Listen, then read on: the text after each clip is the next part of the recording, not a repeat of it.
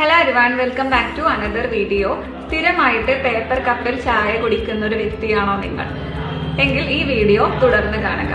Paper cup paper കൊണ്ടാണ് ഉണ്ടാക്കിയിട്ടുണ്ടെങ്കിലും അത് വെള്ളം തട്ടിയ ചീത്തയാവാതിരിക്കാനൊക്കെ അതിലൊരു കോട്ടിംഗ് ഉണ്ട്, അതായത് പോളിത്തീൻ കൊണ്ടുള്ള ഒരു കോട്ടിംഗ് ഉണ്ട്.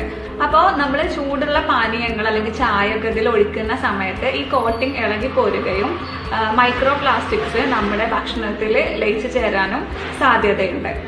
ഇങ്ങനെ ഈ മൈക്രോ പ്ലാസ്റ്റിക്സ് നമ്മുടെ ശരീരത്തിൽ എത്തുകയും ഇത് നമ്മുടെ ശരീരത്തിൽ ഒരുപാട് പ്രശ്നങ്ങൾക്ക് കാരണമാവുകയും ചെയ്യും. ഫസ്റ്റ് വൺ, നമ്മുടെ വയറ് സംബന്ധമായിട്ടുള്ള ഒരുപാട് ദഹന പ്രശ്നങ്ങൾ, ഗ്യാസിന്റെ പ്രശ്നങ്ങളൊക്കെ ഇത്തരത്തിൽ ഉണ്ടാവാം.